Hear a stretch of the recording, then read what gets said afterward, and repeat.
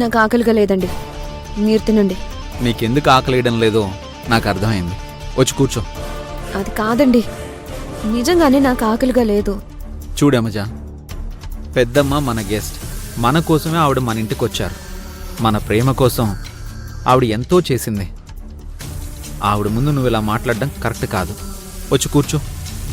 ఏంట్రా, మీ ఆవిడ బతిమాలించుకుంటే కానీ భోజనానికి రాదా?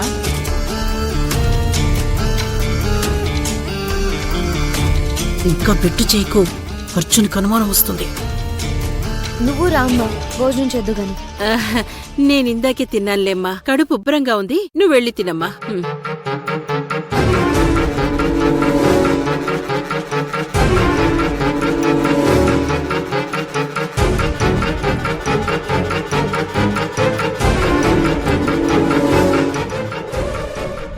కావేరి, వడ్డించు.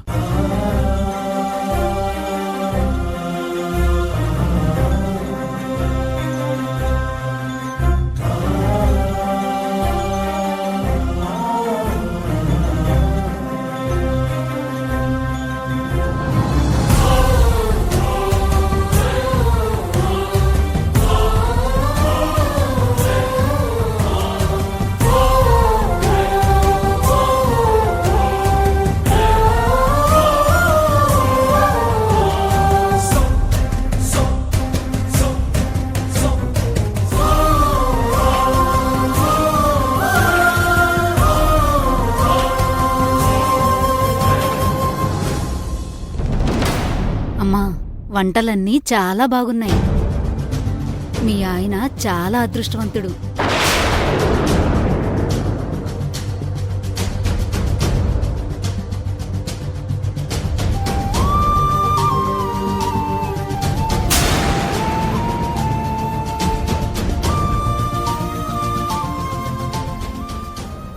మీ ఆయనంటే నిన్ను చేసుకుపోయేవాడమ్మా.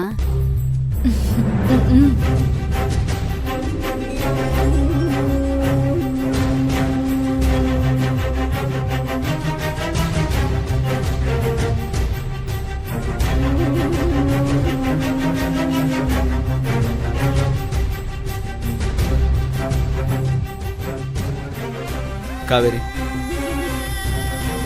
ఈ ఇంట్లో నీ చేత్తో ఆఖరిగా తింటున్న భోజనం ఇది.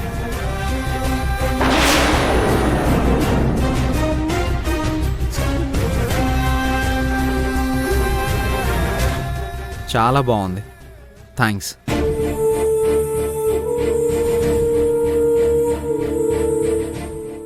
యమజా, అర్జున్ గుర్తుపెట్టుకోవాల్సిన విషయాలు మర్చిపోతాడేమో కానీ మర్చిపోయిన విషయాల్ని మాత్రం భలే గుర్తుపెట్టుకుంటాడు. వాటర్ తాగు. ఆఖరి భోజనమా? ఏమైంది? ఏం లేదమ్మా, కొన్ని కారణాల వల్ల కావేరిని ఇంట్లో నుంచి వెళ్ళిపోమన్నాం.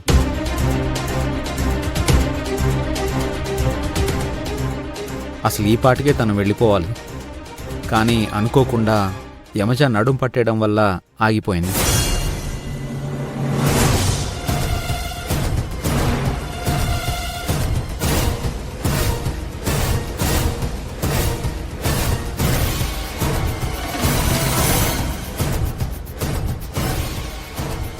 కావేరి,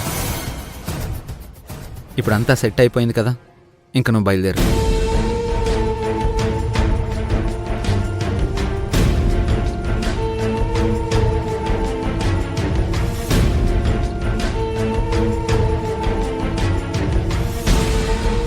అమ్మా, తనకి ఏం కావాలో ఇచ్చి పంపించు.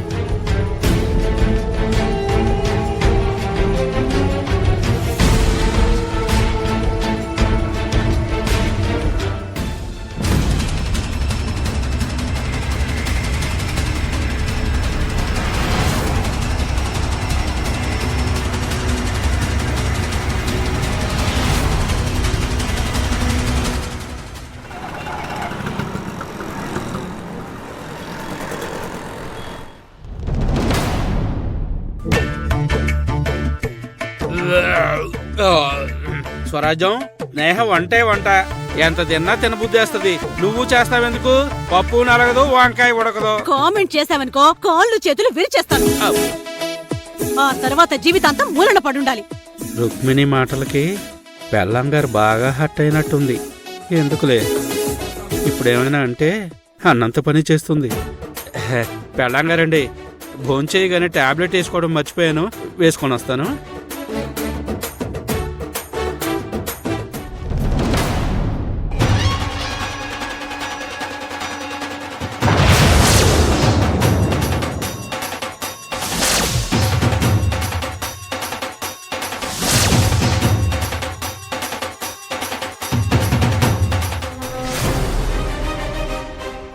పెళ్ళంగారండి, రుక్మిణి మాటలకి నువ్వు హట్ అయినట్టే నీ ఏడుపులకి తను హట్ అయినట్టుంది. పారిపోదామా?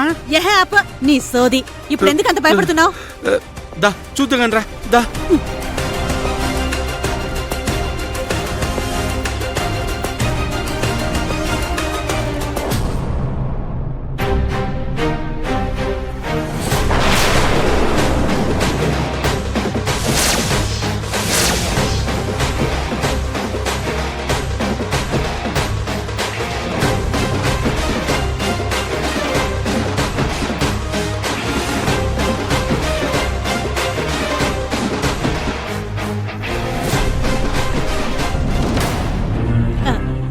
ఏంటి రుక్మిణక్క, కత్తిని అలా చూస్తున్నావు?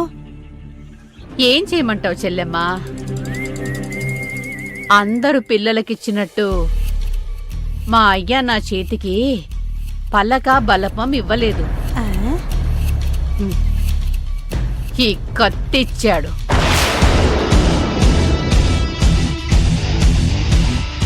ఈ కత్తితో ఎన్నో పనులు చేశాను. చివరికి వరి పంటను కూడా కోశాను. కానీ పీకలు ఎప్పుడూ కొయ్యలేదు. పిచ్చి పిచ్చిగా ఉందా?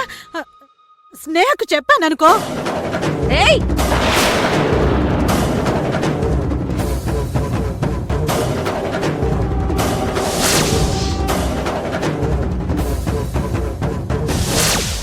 రుక్మిణమ్మ గారు, నాకున్న ఒకే ఒక్క భార్య ఈవిడ.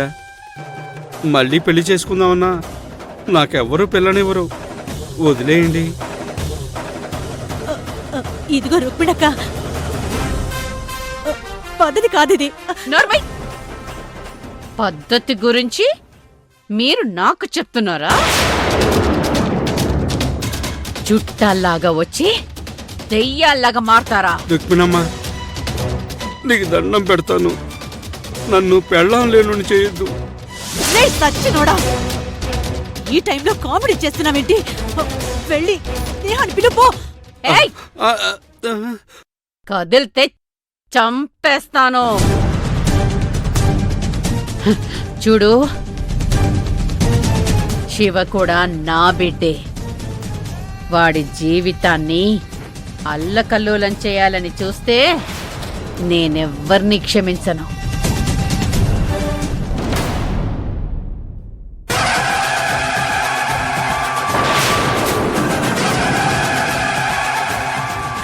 ఏంటి కత్తి పట్టుకొని అన్ని వాళ్ళని బెదిరిస్తుంది?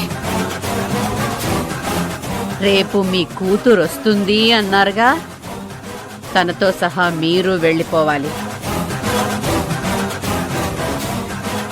కాదని ఉంటే నా అంత చెడ్డది మరొకరుండరు. నాకు పోలీసులన్నా పోలీస్ స్టేషన్లన్నా భయం లేదు. ఆల్రెడీ 2 సార్లు అక్కడికి వెళ్ళొచ్చాను.